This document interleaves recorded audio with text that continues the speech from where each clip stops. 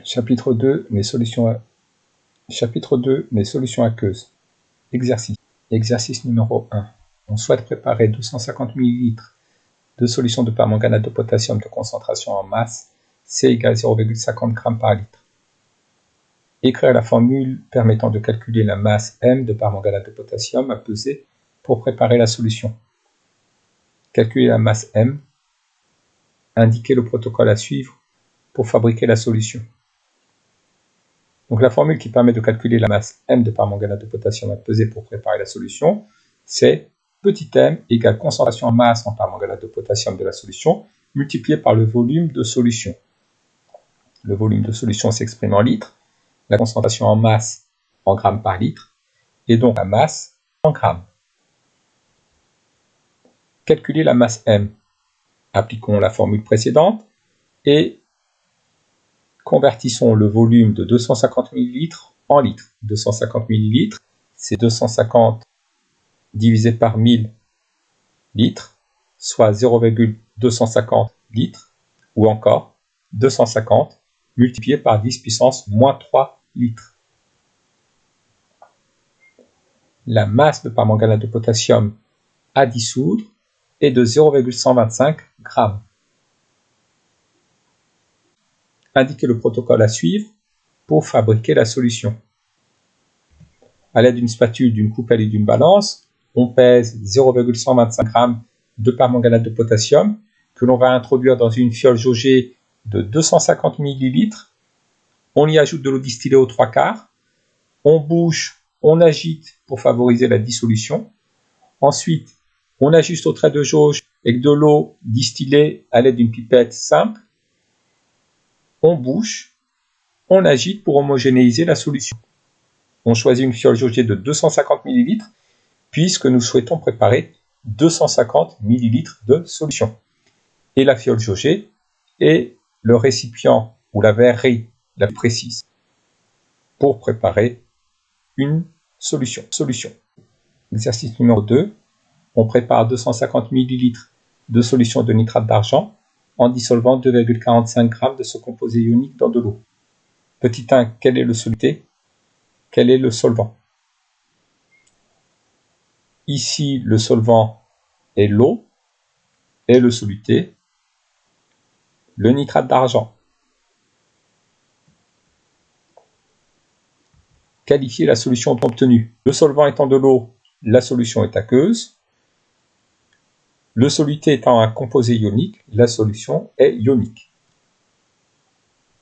Petit 3. Déterminer la concentration en masse du soluté. La concentration en masse du nitrate d'argent vaut concentration en masse égale masse de nitrate d'argent sur volume d'eau. La masse de nitrate d'argent est de 2,45 g. Le volume d'eau étant de 250 ml, on le convertit en litres en divisant par 1000. Le volume d'eau est de 0,250 litres. Nous obtenons que la concentration en masse du nitrate d'argent vaut 9,8 g par litre. Exercice numéro 3. On dispose d'une solution S de permanganate de potassium de concentration en masse 12 g par litre. On prélève un volume de 20 ml de solution S pour préparer 50 ml de solution S'. Calculer la concentration en masse C' de la solution S'. Ici, il s'agit d'une dilution. Au cours de la dilution, la masse de soluté se conserve. On peut donc écrire que la masse de soluté dans la solution prélevée est égale à la masse de soluté dans la solution diluée. La masse de soluté dans la solution prélevée s'obtient en multipliant la concentration de la solution prélevée par le volume de solution prélevée, C fois V. Il en est de même pour la masse de soluté dans la solution diluée. Elle s'obtient en multipliant C' par V'. Afin de calculer la concentration C' de la solution diluée ou obtenue, ou encore solution phi, nous devons éliminer V' dans le membre de droite. Pour cela, nous allons diviser le membre de droite par V'. V' divisé par V' donne 1. Mais pour conserver l'égalité, nous devons effectuer la même opération à gauche. Donc nous devons diviser C fois V par V'. On obtient ainsi que C' est égal à C multiplié par V divisé par V'. Ici, nous avons un rapport de deux volumes. L'important au niveau des unités, c'est que les deux volumes soient exprimés dans la même unité. Si le volume V est exprimé en litres, V' doit être exprimé en litres. Si le volume V est exprimé en millilitres, le volume V' doit être exprimé en millilitres. Ici, j'exprime les deux volumes en millilitres. Cela m'épargnera de faire des conversions inutiles. Nous obtenons que C', c'est 12 fois 20 divisé par 50, à savoir 4,8 grammes par litre. Indiquez le protocole à suivre pour fabriquer la solution. À l'aide d'une pipette jaugée de 20 ml et d'une poire à pipeter, ou encore un pipeteur, on prélève 20 ml de la solution mère S que l'on introduit dans une fiole jaugée de 50 ml. On ajoute de l'eau distillée aux 3/4, on agite pour favoriser la dilution, puis on complète avec de l'eau distillée en ajustant au trait de jauge en utilisant une pipette simple. On bouge, on agite de nouveau pour homogénéiser la solution. Exercice numéro 4. À partir d'une solution mère de diode de concentration en masse Cm égale 0,50 g par litre, on souhaite préparer un volume Vf égale 0,200 litres de solution Phi de concentration en masse en diode égale à 0,20 g par litre. Petit 1, calculer le volume Vm de solution mère à prélever. Il s'agit là encore d'une dilution. Au cours de la dilution, la masse de soluté se conserve. La masse de diode dans la solution prélevée est égale à la masse de diode dans la solution diluée. La masse de diode s'obtient en multipliant la concentration en masse en diode de chacune des solutions par le volume de la solution prélevée ou diluée. Donc la masse de diode dans la solution prélevée s'obtient en multipliant la concentration de la solution mère multipliée par le volume de solution mère prélevée, et la masse de diode dans la solution diluée s'obtient en multipliant la concentration de la solution Phi obtenue par le volume de la solution Phi obtenue. Pour obtenir le volume de solution mère à prélever, nous devons éliminer la concentration de la solution mère dans le membre de gauche. Pour cela, nous devons diviser le membre de gauche par la concentration de la solution mère. Mais pour conserver l'égalité, nous devons effectuer la même opération dans le membre de droite. On obtient donc que le volume de solution mère est égal à la concentration de la solution Phi multipliée par le volume de solution Phi divisé par la concentration de la solution mère.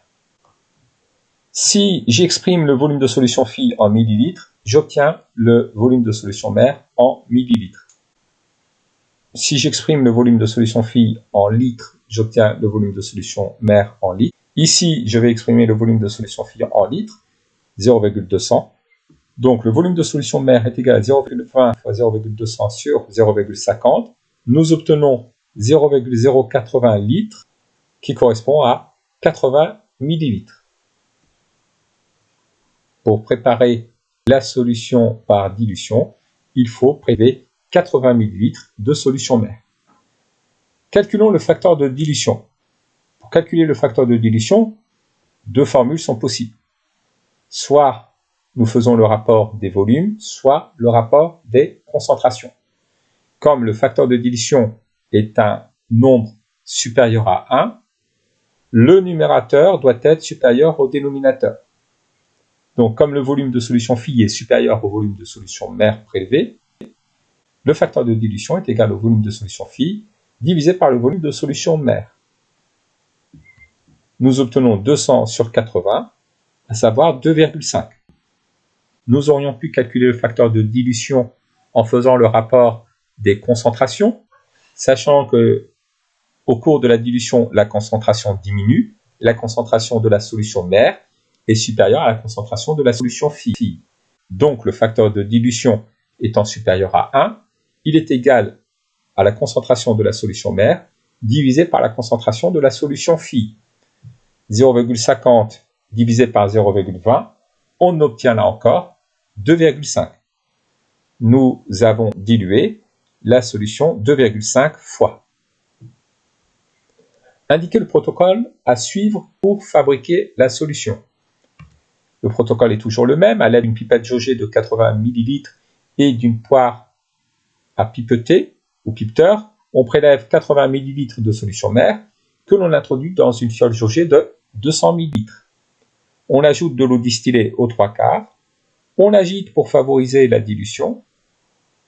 On complète d'eau distillée en ajustant au niveau du trait de jauge en utilisant une pipette simple.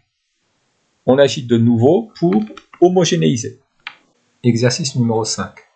À 20 degrés Celsius, la concentration en masse maximale de chlorure de sodium dans l'eau est Cmax égale 358 g par litre. Est-ce qu'il est possible de dissoudre 60 g de chlorure de sodium dans 200 ml d'eau? Connaissant la concentration en masse maximale de chlorure de sodium dans l'eau, nous allons calculer la masse maximale de chlorure de sodium que l'on peut dissoudre dans 200 ml d'eau en appliquant la formule masse maximale est égale à la concentration maximale multipliée par le volume d'eau. 200 ml d'eau, c'est 0,200 litres. Nous obtenons une masse maximale de chlorure de sodium que l'on peut dissoudre dans 200 ml d'eau de 71,6 g. 60 g étant inférieur à cette masse maximale, on peut dissoudre 60 g de chlorure de sodium dans 200 ml d'eau. Quelle masse maximale de chlorure de sodium peut-on dissoudre dans de l'eau pour obtenir 50 ml de solution? Nous allons là encore utiliser la même formule. Masse maximale est égale à la concentration maximale multipliée par le volume d'eau. Le volume d'eau étant de 50 ml, on le convertit en litres. 50 ml, c'est 50 fois 10 puissance moins 3 litres. Nous obtenons 17,9 g. On peut dissoudre au maximum 17,9 g de chlorure de sodium dans 50 ml d'eau. Exercice numéro 6. On prépare une échelle de teinte constituée de 4 solutions de sulfate de cuivre. Solution S1, S2, S3, S4. La concentration en masse en sulfate de cuivre de la solution S1 est de 125 g par litre, celle de la solution S2 62,5 g par litre, celle de la solution S3 25 g par litre. Calculez le volume V1 de solution S1 à prélever afin de préparer par dilution un volume V3 égale 50 ml de solution S3. Justifiez. Au cours de la dilution, la masse de soluté se conserve. La masse de soluté dans la solution prélevée est égale à la masse de soluté dans la solution diluée. La masse de soluté dans la solution prélevée s'obtient en multipliant la concentration de la solution mère par le volume de solution mère prélevée, Cm1 fois V1. La masse de soluté dans la solution phi, S3, s'obtient en multipliant la concentration de la solution S3 par le volume V3 de la solution obtenue. Nous obtenons que le volume V1 de solution mère à prélever pour préparer la solution S3 est égal à Cm3 fois V3 divisé par Cm1. J'exprime V3 en millilitres, je vais obtenir V1 en millilitres. Donc en faisant le calcul, nous obtenons 25 fois 50 divisé par 125. Il faut prélever 10 ml de solution S1 pour obtenir par dilution 50 ml de solution S3. Indiquez le protocole. À l'aide d'une pipette jaugée de 10 ml et d'une poire à pipeter ou d'un pipeteur, on prélève 10 ml de solution mère S1 que l'on introduit dans une fiole jaugée de 50 ml. On ajoute de l'eau distillée aux 3/4. On agite pour favoriser la dilution.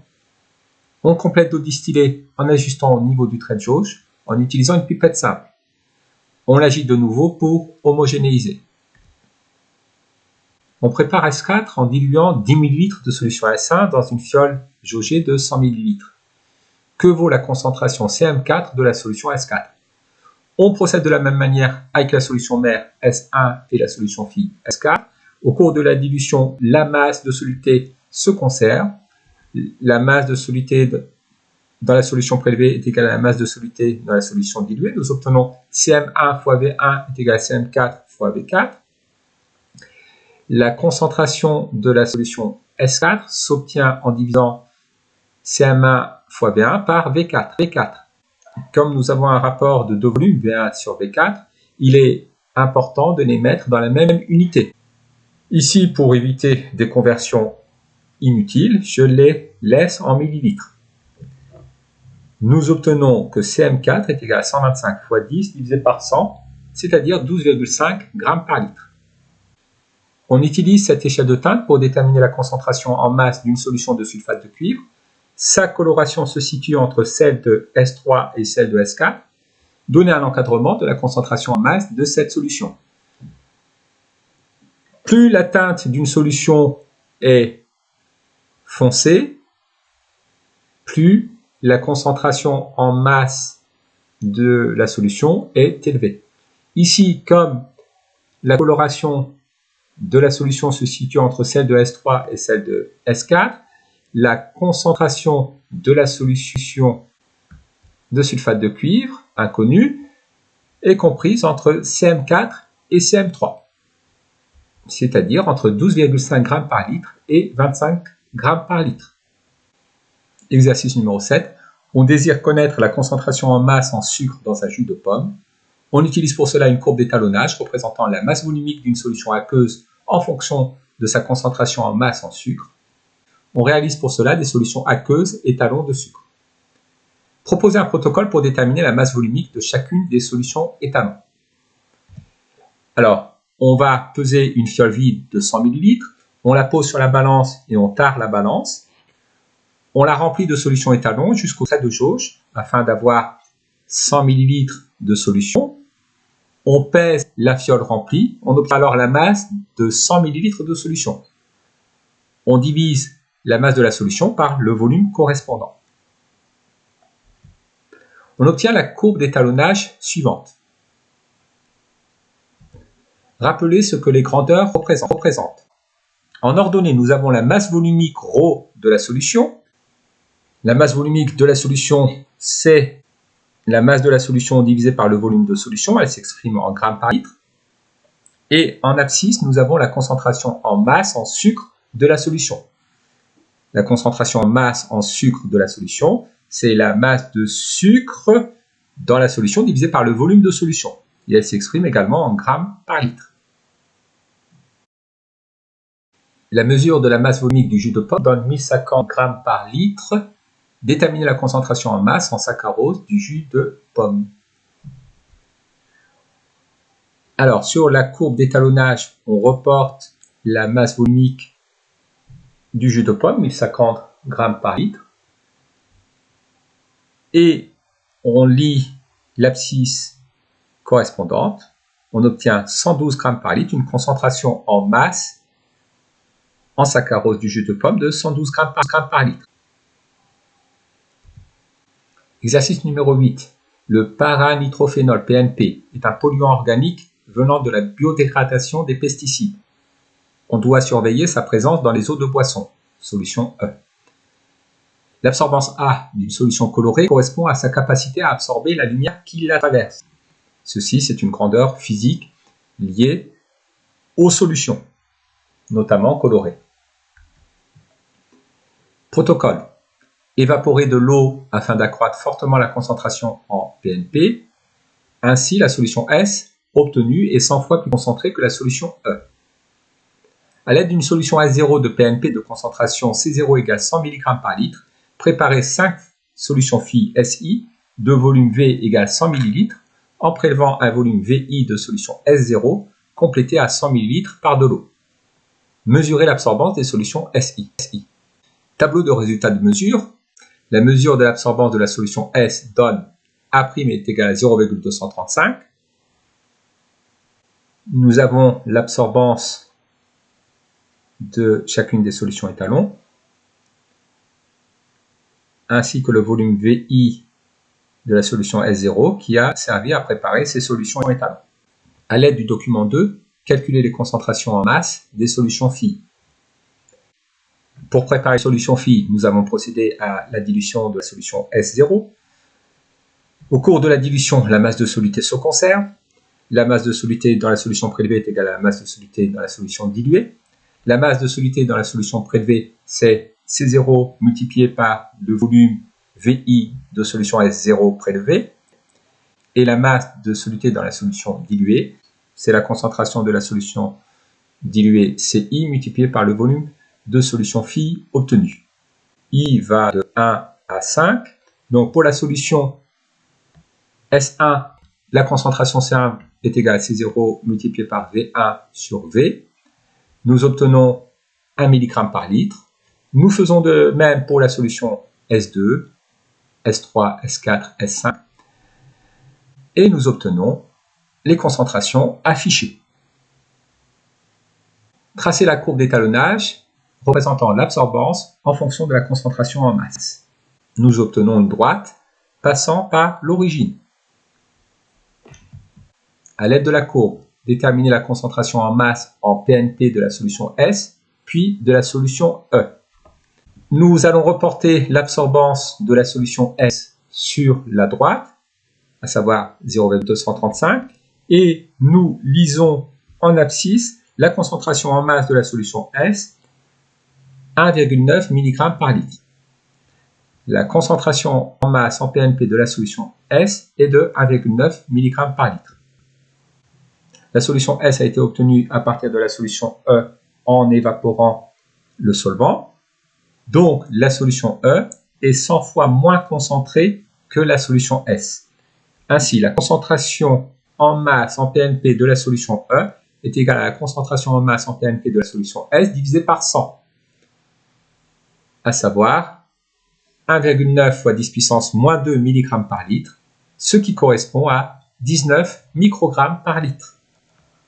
La concentration maximale en PNP autorisée est de 0,10 microgrammes par litre. En déduire si l'eau est potable ou non. Ici, la concentration en masse de la solution E en PNP est supérieure à 0,2 microgrammes par litre. L'eau n'est donc pas potable.